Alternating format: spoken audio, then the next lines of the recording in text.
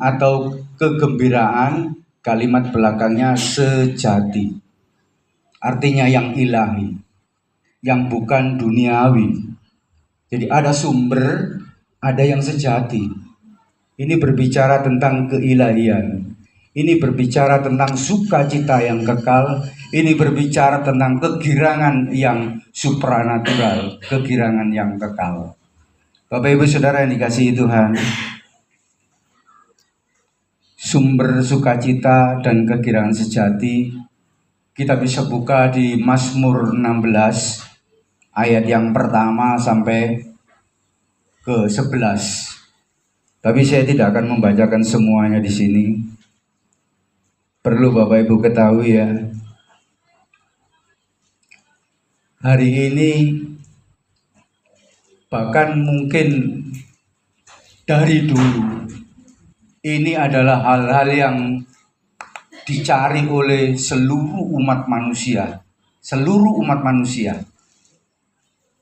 yaitu sukacita dan kegirangan. Nah, hari ini kita belajar sumber sukacita dan kegirangan sejati dari Mazmur. Kalau Bapak Ibu membaca Mazmur, kitab Mazmur ya, mungkin ada yang kurang paham barangkali.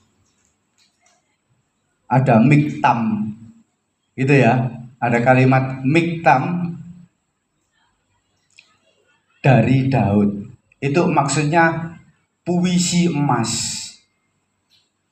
Dan para ahli juga sepakat kalau itu adalah tulisan yang terukir. Berarti sangat berharga sekali. Sangat berharga sekali. Hari ini kita akan belajar bagaimana ini hanya sebuah puisi, tetapi ini mengandung pengertian yang sangat dalam kehidupan kita.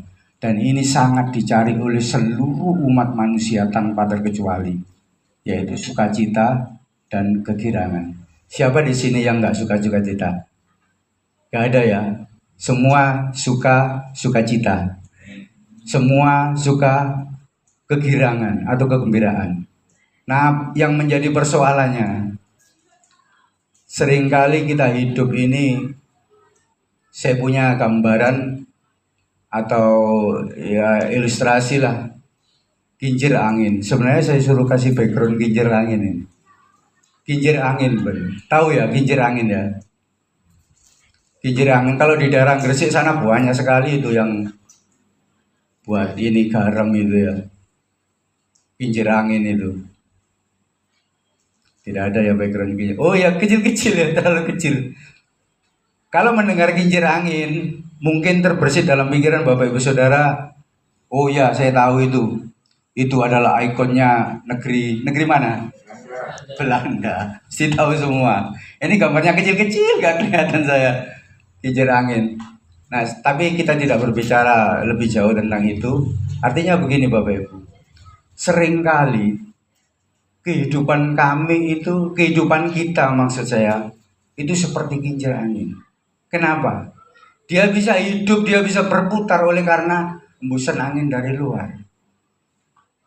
Nah, yang menjadi pertanyaan sekarang, sudahkah kita tidak terpengaruh oleh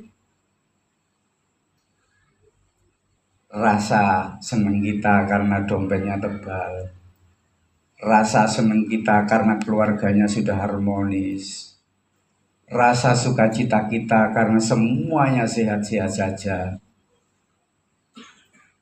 Tetapi ketika semua itu hilang dari hadapan kita, ketika dompet kita mulai kosong, banyak cicilan barangkali ya, atau yang lain-lain, keluarga kacau dan lain sebagainya, yang terjadi sukacita dan kegirangan itu akan ikut mati, ikut lenyap. Benar tidak? Kita harus jujur Bapak Ibu. Siapa yang gak suka uang?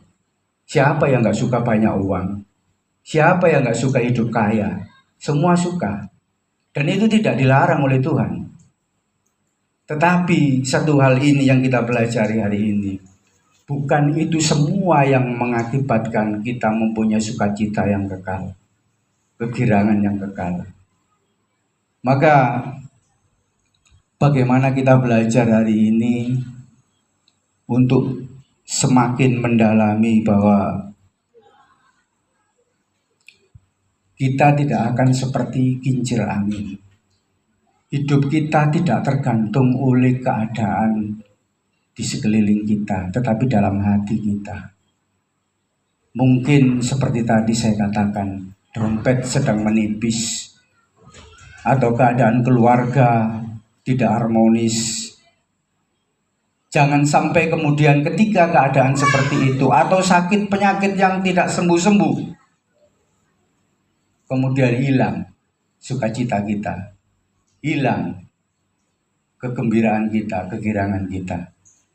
Nah, bagaimana Daud menuliskan sebuah puisi emas ini? Bapak Ibu, jangan dikira pada saat menulis ini Daud dalam keadaan enak-enak ongkang-ongkang sebagai raja. Tidak, Bapak Ibu. Daud pada saat menulis surat ini, dia itu dikejar-kejar. Dikejar-kejar dalam pelarian. Taruhannya adalah nyawa. Dikejar-kejar supaya dia dapat berlindung, supaya dia dapat kuat, supaya dia dapat pengamanan dari Tuhan.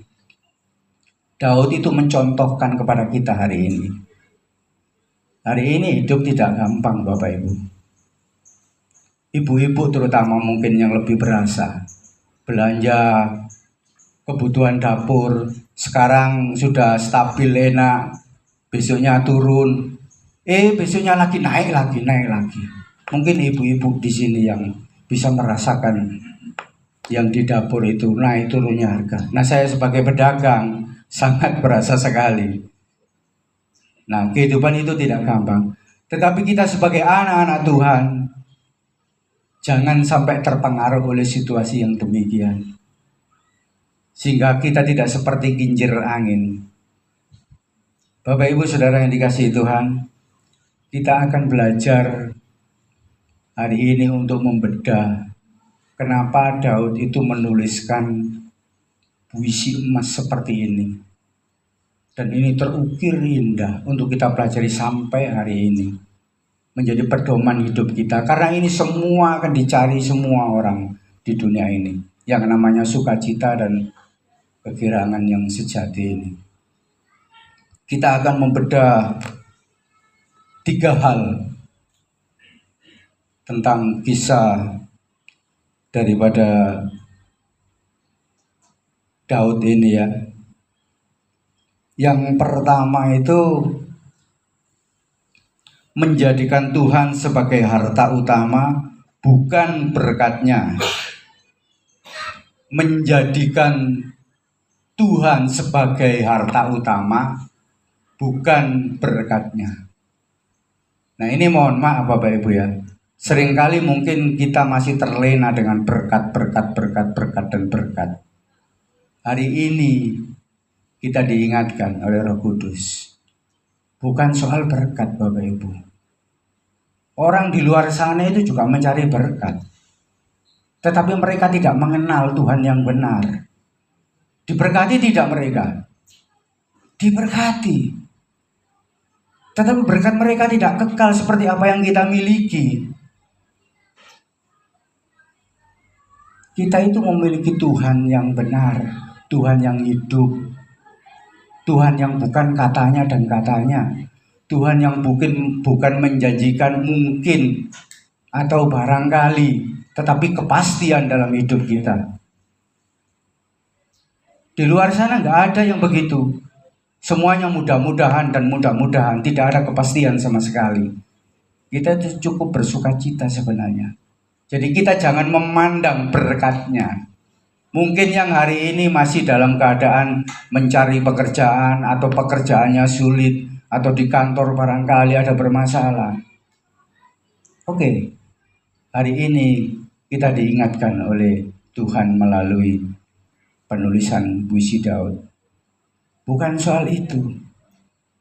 Daud ini dalam pelarian. Daud ini terancam nyawanya, coba. Terancam nyawanya. Tetapi masih sempat, kita akan baca di ayat yang ke-5 dan ke-6.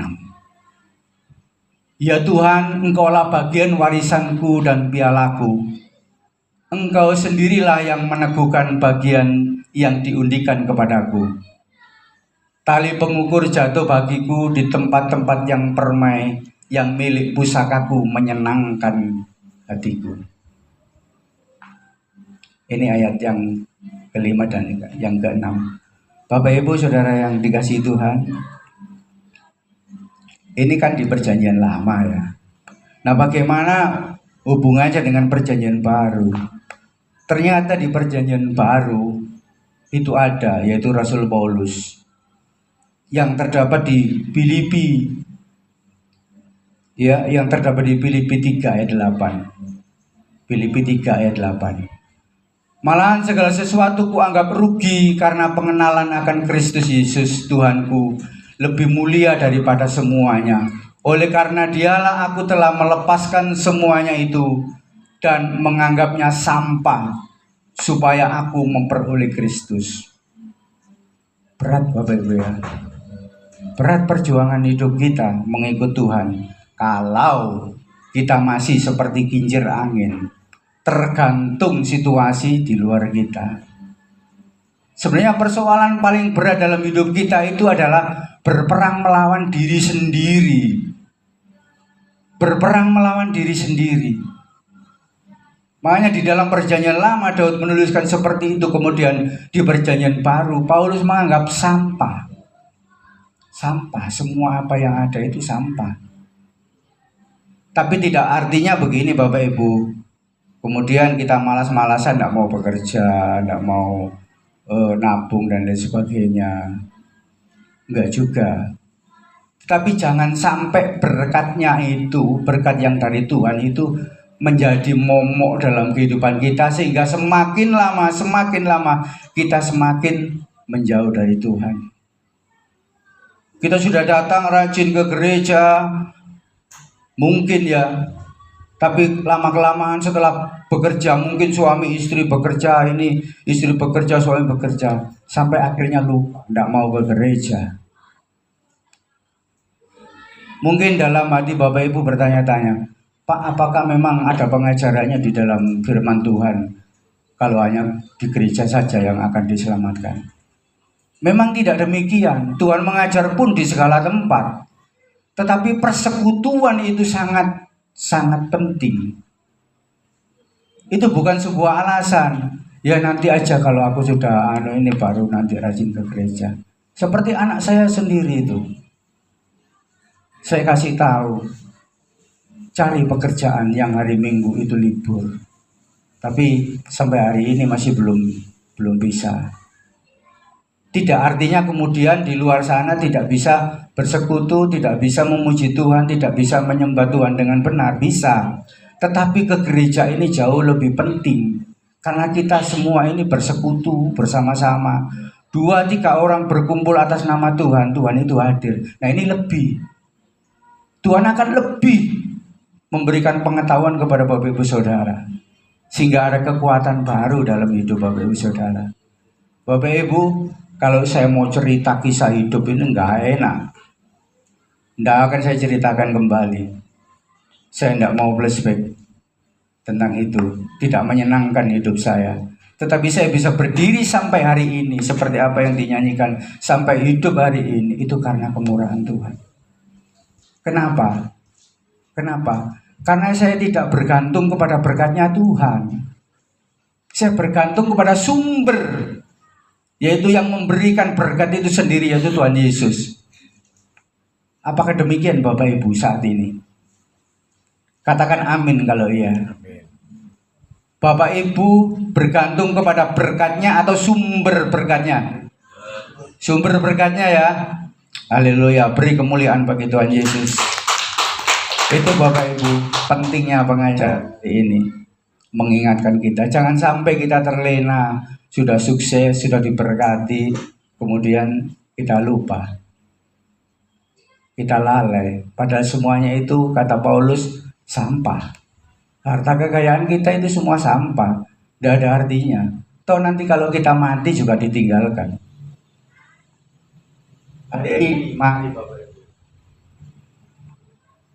Mari, memang tidak mudah hal itu.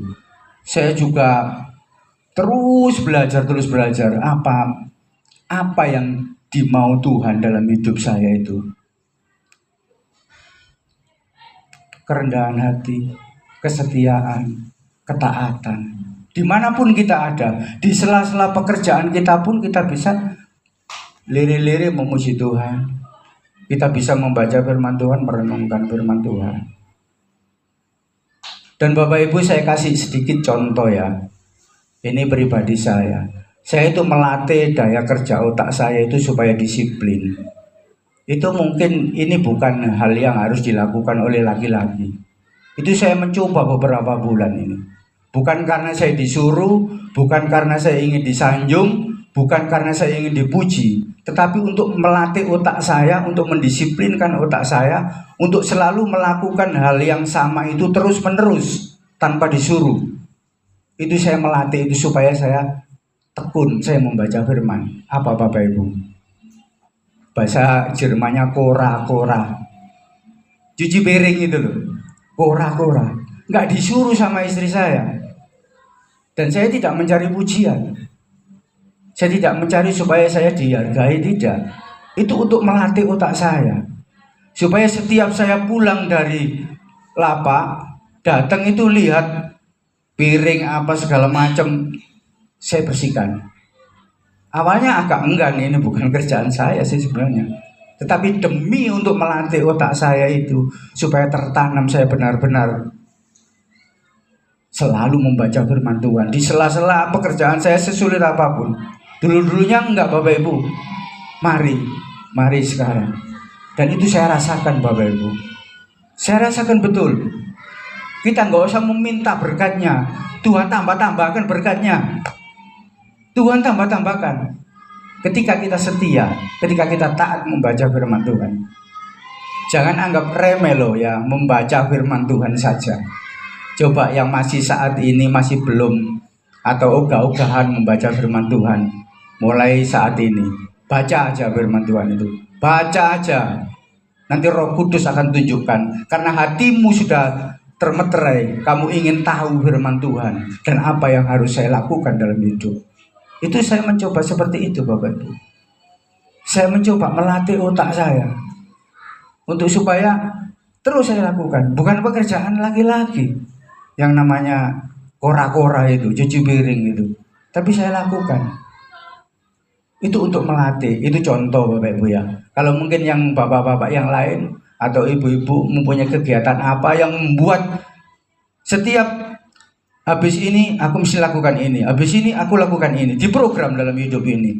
Nah, untuk melatih otak saya itu terprogram seperti tadi. Saya tidak mencari pujian. Saya tidak ingin dihargai oleh siapapun. Saya ingin mendapatkan perkenanan dari Tuhan, belajar untuk semakin hari semakin mendalami firman Tuhan. Sebab seperti ini, semua ini sampah yang ada di kekayaan kita, harta benda kita itu pada akhirnya kita tinggalkan semua. Tapi tidak artinya kita tidak boleh kaya ya, tidak boleh punya banyak barang, banyak harta. Enggak boleh. Oh Tuhan itu rela miskin supaya kita menjadi kaya kok. Ya, kaya, ayo kaya semua, diberkati semua tanpa terkecuali. Tetapi kita latih pikiran kita, fokus pandangan kita, cara kita memandang bukan berkatnya yang dari Tuhan, tetapi sumber berkatnya itu yang memberi. Ayo Bapak Ibu, mari kita bersama-sama melatih pikiran kita untuk tidak sama seperti dunia ini. Semua mereka mencari harta benda, mencari, gak tahu caranya seperti apa. Yang penting aku kaya, yang penting aku bisa jalan kemana-mana, yang penting aku punya banyak fasilitas. Semuanya itu tidak ada artinya bagi anak-anak Tuhan. Boleh kita kaya, boleh punya banyak sesuatu. Tetapi ingat, jangan sampai kita kemudian terlena, terseret oleh keinginan kedagingan kita. Sehingga kita benar-benar pada akhirnya akan menjadi jatuh. Dan pada saat jatuh, jangan coba-coba, Tuhan tolong aku. Tuhan kenapa hidupku seperti ini? Salah besar Bapak Ibu. Salah besar. Itu sebuah kesalahan besar. Kita disuruh Tuhan itu untuk seperti 1 Tesalonika 5 ayat 18. Ingat ya, bagaimana kita selalu bersuka cita. Kalau bisa tolong ditayangkan Mas ya.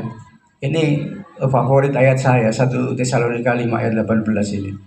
Yang membuat saya berkobar-kobar. Seperti Daud, terancam nyawanya pun masih berkobar-kobar, bersorak-sorak. Mengucap syukurlah dalam segala hal, sebab itulah yang dikehendaki Allah di dalam Kristus Yesus bagi kamu. Mustahil enggak kira-kira? Keluarga kacau, sakit enggak sembuh-sembuh, dompet semakin menipis, bisa enggak kita bersyukur? Nah, yang dimau Tuhan itu dalam segala hal. Begitu loh Bapak Ibu. Jadi supaya tidak sia-sia pada saat kita datang ke gereja, sekutu. Kita datang ke gereja itu untuk apa sih sebenarnya?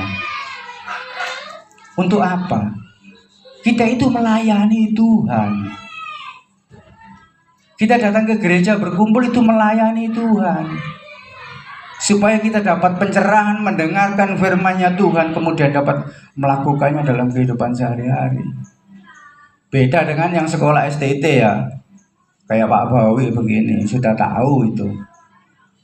Sudah tahu pengajaran-pengajarannya, sudah tahu. Nah, bagi kita yang awam, sangat perlu kita datang ke gereja untuk mendengarkan suara kebenaran yang disampaikan oleh hamba-hamba Tuhan itu. Begitu Bapak Ibu ya. Nah, kemudian itu yang pertama tadi ya. Yang pertama, menjadikan Tuhan sebagai harta utama. Bukan berkatnya ya. Ini agak tidak enak loh Bapak Ibu ya. Yang mungkin hari-hari ini masih berpikir, aku mau diberkati Tuhan, aku diberkati. Boleh diberkati, tetapi jangan sampai kita terlena. Jangan sampai kita terlena. Ingat Bapak Ibu, kita tekun ke gereja ini, duduk manis mendengarkan firman Tuhan, memuji Tuhan. Tuhan itu ada di dalam ruangan ini. Roh Kudus itu hadir di ruangan ini. Tinggal kita peka atau tidak. Kalau kita benar-benar peka, kita akan merasa berdosa ketika pujian dialunkan, firman Tuhan disampaikan, kemudian kita bermain HP sendiri, kita toleh kanan toleh kiri, kita jawil kanan jawil kiri. Itu tidak bisa begitu. Dosa besar Bapak Ibu. Tuhan ada. Bapak Ibu yakin nggak kalau Tuhan itu hadir saat ini, Roh Kudus ada di tempat ini? Ayo Bapak Ibu, kita takut. Kita takut kepada Tuhan. Supaya kita melakukan apa yang menjadi perintahnya. Seperti hari ini. Jangan berpikir bahwa kemudian bagaimana Pak, saya sudah rajin ke gereja, saya sudah hidup rendah hati, takut akan Tuhan, saya juga banyak mempersembahkan, menolong orang, tapi saya masih sakit belum sembuh-sembuh. Ingat, sakit penyakitmu jangan menjadikan beban. Hidup dalam kekurangan dalam keluargamu jangan menjadikan beban. Percayalah, waktu Tuhan itu waktu yang terbaik. Seringkali iblis itu menggoda pikiran kita. Udahlah, percuma kamu mengikut Yesusmu itu berapa puluh tahun, kamu tidak bisa berubah-berubah. Hidupmu juga begitu-begitu aja, sakitmu juga nggak sembuh-sembuh. Seperti anak saya sampai hari ini, saya nggak akan goyah dengan hal itu. Bahkan suara-suara sumbang dari luar sana itu, Bawa ke sana loh, bro. Bawa ke sana loh, bro. Dulunya saya masih mengikuti, tetapi setelah saya belajar mengasah otak saya untuk benar-benar tekun membaca firman Tuhan, semua itu yang saya lakukan salah. Dan apakah kemudian sampai hari ini pun anak saya tidak seperti apa yang saya inginkan, kemudian saya berpaling dari Tuhan? No. No. Hari ini semakin ditegaskan oleh kita bahwa semua yang ada di sekeliling kita, harta benda kita, semua itu sampah. Tidak ada artinya. Nah, supaya tidak menjadi sampah apa? Kita bagi-bagikan. Sebisa mungkin. Sebisa mungkin. Saya itu belajar sedikit sekali, Bu, Pak. Sedikit sekali. Justru saya bertanya-tanya kenapa saya dulu sekolah kok kemudian bisa dagang bakso itu loh. Gimana ceritanya? Saya itu merenungkan sendiri.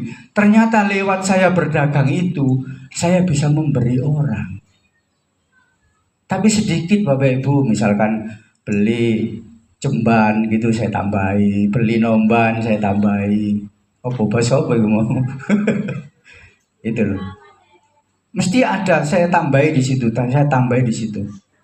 Apalagi orangnya enjoy, asik ngobrol gitu, oh saya kasih tambah. Saya tidak ada terbersit dalam pikiran untuk seperti politik dagang loh ya. Itu saya melatih juga. Supaya mereka kembali beli enggak. Ini aku Tuhan, sedikit aku memberi. Ya sudah rela memberi begitu aja. Kalau dulu-dulu saya masih menggunakan politik dagang. Saya memberikan bonus-bonus seperti ini supaya nanti balik lagi. Ya secara logika memang benar. Manusiawi benar. Tetapi semakin kesini, saya semakin ini salah. Ini tidak benar kalau saya seperti ini.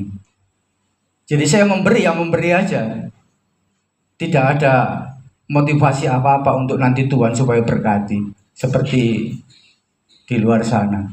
Banyak memberi supaya dapat berkat. Salah Bapak Ibu. Kita memberi, ini adalah ucapan syukur kita karena kita sudah diberi dulu oleh Tuhan. Dan lebih lagi di dalam pengajaran ini, Daud itu dalam keadaan terancam nyawanya, coba. Masih bisa bersuka cita, masih bisa bersorak-sorak menuliskan surat ini. Puisi emas ini. Dalam pengejaran, nyawanya yang terancam. Nah, pertanyaannya kepada kita sekarang, masihkah kita kemudian berkutat untuk mencari berkat, tetapi tidak mencari siapa yang menjadi sumber berkat? Itu Bapak Ibu. Yang kedua, melatih diri hidup di hadirat Allah setiap hari. Melatih diri hidup di hadirat Allah setiap hari. Hadirat Allah itu ada di mana-mana Bapak Ibu. Asal hati kita itu tertuju kepadanya. Dimanapun, di tempat pekerjaan kita. Dimanapun. Makanya Tuhan pada saat pengajaran juga tidak membutuhkan gedung yang besar, enggak.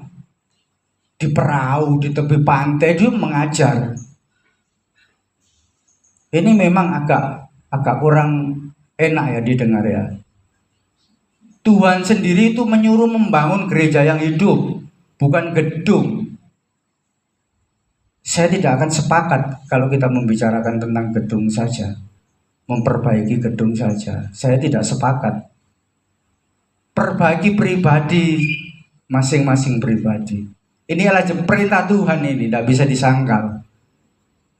Nah, hari ini yang menjadi pertanyaan juga dalam hidup saya juga, kerinduan saya untuk mengajak saudara-saudara saya yang masih terbelenggu dengan kedagingan mereka. Saya rindu sebenarnya. Banyak saudara-saudara saya loh ya, saudara-saudara saya sendiri. Itu yang masih hidupnya jauh, sangat jauh. Bukan berarti saya sok baik, sok mengerti. Saya ingin membagikan cerita hidup saya atas kemurahan Tuhan dalam hidup saya untuk mereka dengarkan dan mereka kemudian mengikut. Tetapi saya selalu berserah, Tuhan, aku berserah kepada Engkau. Memang waktumu lah yang menentukan, kehendakmu lah yang jadi atas kerinduanku untuk mengangkat saudara-saudaraku yang masih tenggelam. Semakin hari Bapak Ibu, saya semakin banyak mendapatkan PR dalam hidup. Itu saya pribadi ya. Saya banyak mendapatkan PR. Bagaimana keluarga besar saya harus kembali harmonis. Terus ketika saya semakin hari semakin diberkati Tuhan, bagaimana tangan saya ini harus bergerak ringan untuk berbagi. Pikiran saya tidak terbelenggu untuk saya ingin hanya menumpuk harta. Persoalan juga Bapak Ibu, tidak gampang juga. Nah, ketika kita mendekat kepada Tuhan, membaca firman Tuhan, kita tercerahkan. Oh, seperti ini. Hidup ini harusnya seperti ini. Jadi semua apa yang saya dapatkan ini semuanya sampah. Semuanya akan saya tinggalkan. Nah, bagaimana supaya itu menjadi berharga? Kita bagikan. Seberapa kita tulus untuk membagikan itu. Baik itu melalui petua, kata-kata, atau apapun, barang atau apapun. Coba kita berbagi. Kepada siapapun. Kepada siapapun. Di jalan barangkali. Ada apa istilahnya itu, pengemis atau apa, kita berbagi ya Bapak Ibu. Itu untuk melatih diri hidup di hadirat Allah setiap hari. Itu ada hadirat Allah di sana nanti. Karena ketulusan hati kita itu Tuhan tahu. Oh, kamu memberi ini. Supaya apa? Tujuanmu supaya mereka itu juga nanti akan mencontoh apa yang kamu lakukan. Dan itu bagian dari kerinduan saya juga di dalam keluarga besar saya. Karena masih banyak yang tenggelam dalam hidup kedagingan mereka. Dan untuk membedah semuanya itu nggak gampang Bapak Ibu. Mereka kesusahan misalkan, mereka kekurangan misalkan, kita bantu, ya cuman bantu aja, jiwanya nggak terselamatkan. Ini loh beban berat. Hari ini Bapak Ibu, benar-benar keras firman Tuhan ini mengingatkan kepada kita. Ini sepertinya hanya puisi, tetapi ini sangat keras sekali mengajarkan kepada kita. Kita punya PR besar sebenarnya Bapak Ibu. Ngomong saja gampang, membantu saja mudah. Tetapi bagaimana untuk membangun jiwa mereka, mengangkat jiwa mereka yang sudah terlanjur tenggelam itu untuk kita angkat. Kita ajak bersama-sama dengan kita. Artinya begini Bapak Ibu, jangan berpikir kemudian kalau ikut Tuhan berarti enak terus Pak ya. No, masalah tidak akan berlalu begitu saja. Sekalipun engkau tekun ke gereja, sekalipun engkau rajin berdoa, sekalipun engkau rajin menyembah, jangan berpikir bahwa masalah tidak ada. Tetap ada. Justru dari masalah itulah, seperti contoh yang hari ini kita pelajari, terancam nyawanya pun jiwanya itu tentram, bersorak-sorai. Ini yang menjadi pertanyaan kita sekarang. Adakah ketika kita dalam hidup kekurangan, kemudian kita masih bersuka cita, kita bersorak-sorai, kita hidup tentram? Ini persoalannya Bapak Ibu. Hari-hari ini kita ditantang untuk semakin hari semakin mendalami kebenaran firman Tuhan. Jangan sampai setelah kemudian kita melewati hal-hal yang mungkin tidak menyenangkan, terus kemudian kita diberkati Tuhan, kita lupa lagi. Kita sama seperti orang-orang dunia. Hanya menginginkan berkatnya Tuhan saja, tetapi tidak menyembah Tuhan yang benar. Tuhan yang benar. Di sini saya tegaskan, Tuhan yang benar. Karena banyak Tuhan-Tuhan di luar sana. Kita anak-anak Tuhan sangat bersyukur seharusnya. Makanya disuruh Tuhan dalam segala hal. Seperti di 1 Tesalonika 5 ayat 18 tadi. Nah itu untuk melatih hidup kita. Itu ada kaitannya dengan tadi ya, saya kora-kora tadi itu. Saya itu melatih hidup saya. Supaya saya itu habis ini saya ke sini, habis ini seperti ini. Dan itu harus saya lakukan tepat. Ketika meleset, agak males, capek. Quran kok tambah pakai. Enggak, tetap saya laksanakan. Saya langsung berbenturan dengan pikiran saya. Oh enggak, itu bukan tujuanmu. Tujuanmu adalah ingin mengasah otakmu supaya benar-benar punya kedisiplinan yang tinggi. Itu akhirnya saya lakukan. Agak capek memang, secara fisik agak capek. Usia saya sudah lebih dari setengah abad masalahnya. Iya Pak Boy ya. Sama, kita sama, paling 1-2 tahun bedanya. Atau 3 tahun. Terasa Bapak Ibu, Pak Boy ya. Terasa Pak Boy ya. Fisik ini sudah mulai berkurang. Tapi kita melatih otak kita yang kuat. Karena kita punya sumber pengharapan kita. Kekekalan. Hidup kekal. Semua diberkati, itu pasti. Katakan amin, diberkati. Kok loyo? Diberkati Bapak Ibu. Jangan khawatir nggak diberkati, diberkati. Hari ini kita bisa duduk manis mendengarkan suara kebenaran. Ini berkat juga. Kesehatan kita seperti apa yang kita pujikan tadi, kita bisa hidup sampai hari ini itu karena kemurahan Tuhan. Kalau enggak, bisa jadi loh. Ya mohon maaf, bukan doakan ya. Bisa jadi di tengah jalan jatuh berguling-guling. Seperti kemarin itu tetangga tempat saya berjualan itu, sepedaan biasa di Demak itu loh. Jatuh sendiri, limpahnya pecah. Dioperasi, nggak bisa dijahit limpah ini. Limpah itu kan empuk ya. Nggak bisa dijahit, nggak bisa ditempel. Apa itu? Diambil loh. Masih anak muda itu. Diambil. Nah bagaimana? Limpah ini adalah mengatur imun tubuh kita dari ginjal ke hati. Akhirnya katanya ceritanya dialihkan ke ginjal sama ke hati. Hidupnya apa Bapak Ibu? Hidupnya apa? Bergantung kepada dokter. Ketika badannya sudah mulai agak menggigil, panas, dingin, langsung ke dokter. Kalau enggak, bablas. Nah ini Bapak Ibu ya, itu sedikit agak menyimpang contoh supaya kita berhati-hati. Bahwa hidup kita itu sangat berharga. Kita masih bangun pagi menghirup udara segar itu luar biasa. Luar biasa. Dan ketika menapaki kehidupan di hari-hari kita, selalu utamakan Roh Kudus, aku mau Engkau yang menuntun. Roh Kudus karena apa? Tuhan Yesus berkorban untuk menebus dosa kita, semua umat manusia, naik ke surga, menyediakan tempat. Kalau tidak begitu, Roh Kudus tidak akan turun. Nah hari ini seringkali kita lupa bahwa yang mengendalikan kehidupan kita, kita menjadi orang yang sukses dalam arti ilahi, bukan keduniawian ya, bukan kedagingan. Itu adalah Roh Kudus Bapak Ibu.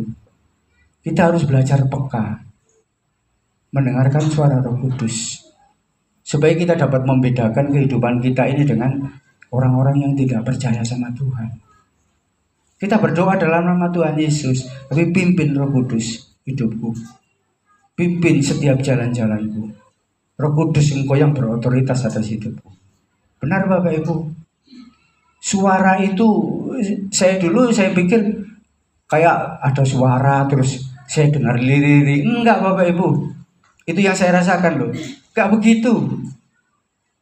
Sepertinya saya itu perang dalam pikiran saya itu, yang saya rasakan kalau Roh Kudus sudah bekerja itu. Aku mau begini. Sepertinya ini benar. Akhirnya diingatkan. Itu berperang di situ. Roh Kudus itu ada di situ. Coba kita harus belajar peka kehadiran Roh Kudus dalam hidup kita.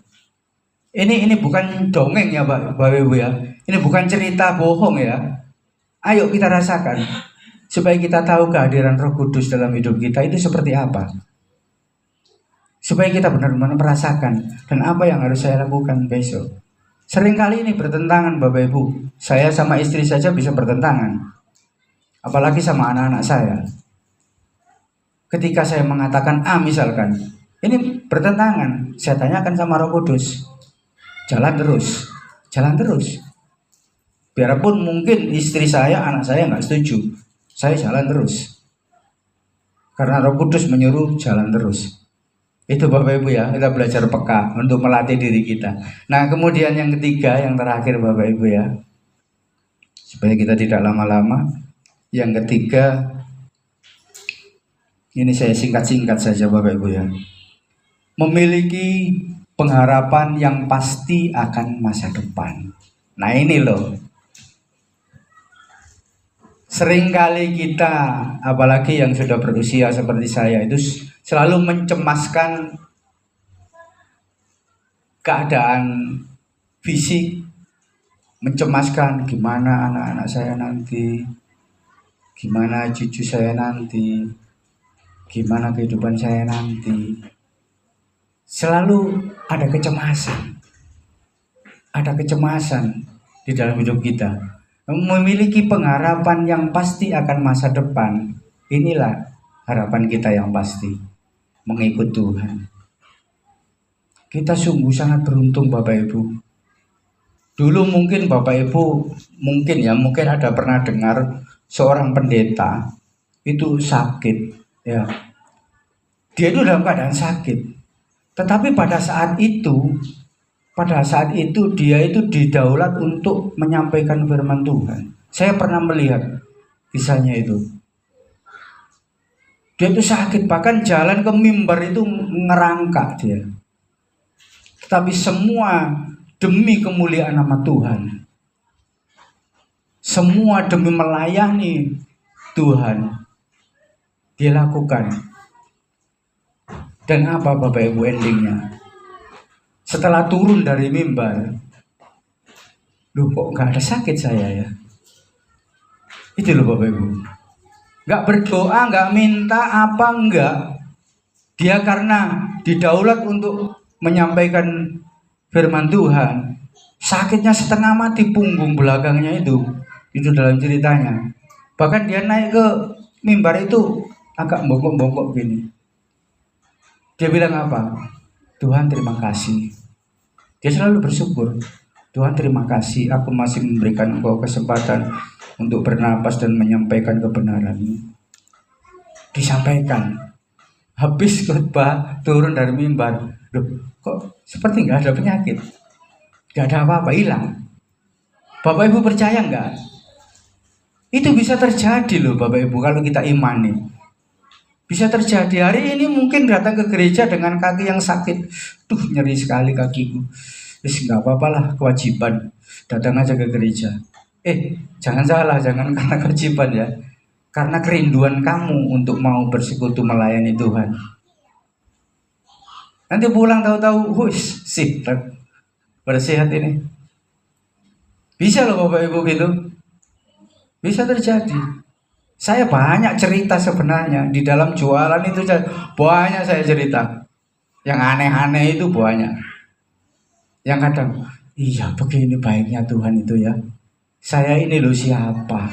Saya ini loh cuman seperti ini. Tapi diberi kesempatan untuk tahu ini, tahu itu, mengerti peristiwa ini, mengerti peristiwa itu. Saya ini loh siapa? Dan kalau saya yakini, ya saya yakin.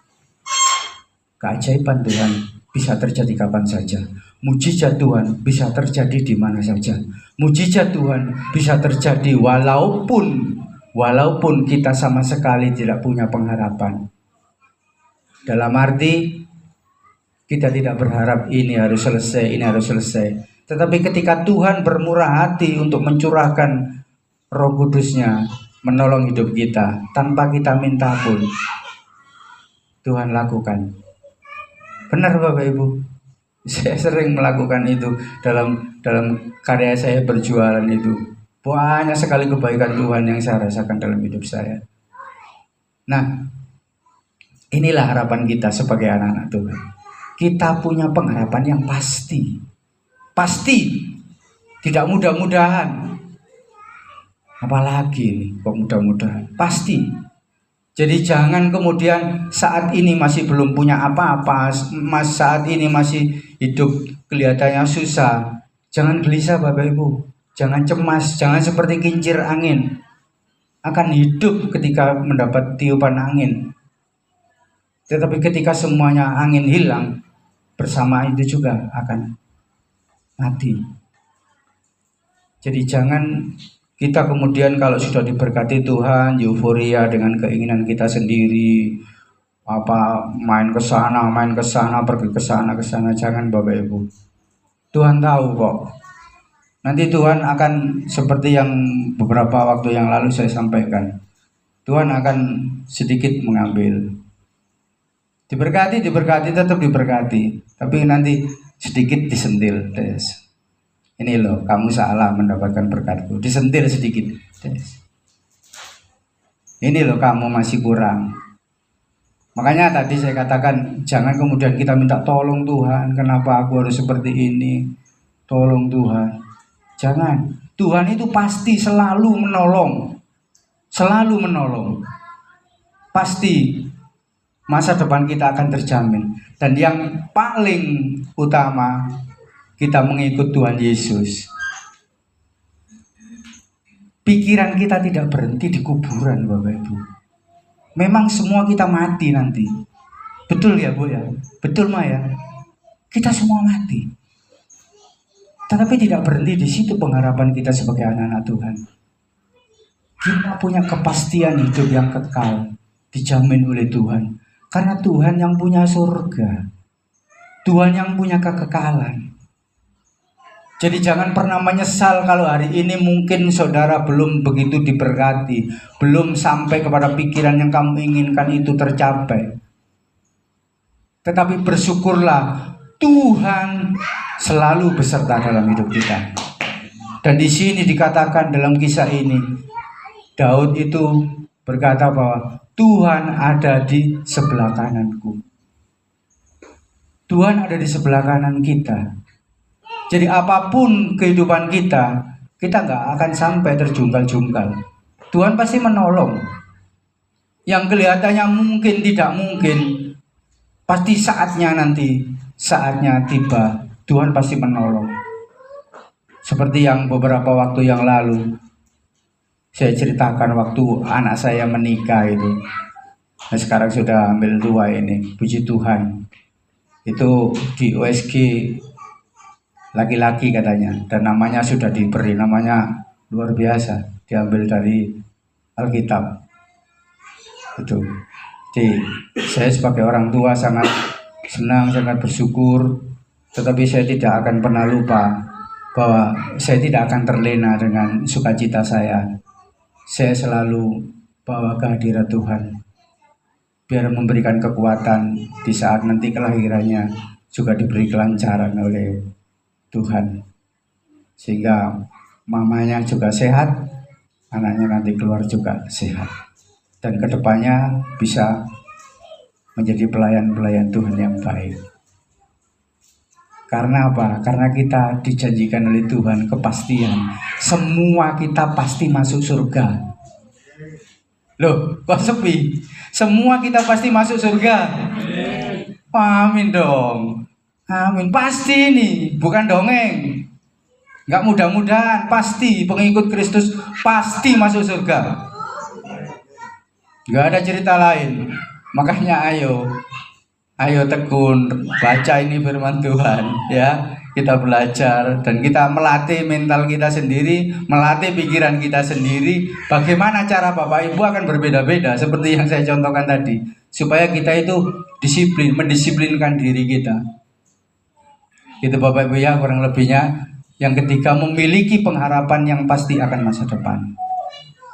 Nah, sebagai kesimpulan Bapak Ibu untuk pengingat kita, ini saya pindahkan ke HP tapi agak lemot ini. Sebagai kesimpulannya Bapak Ibu ya, yang ketiga,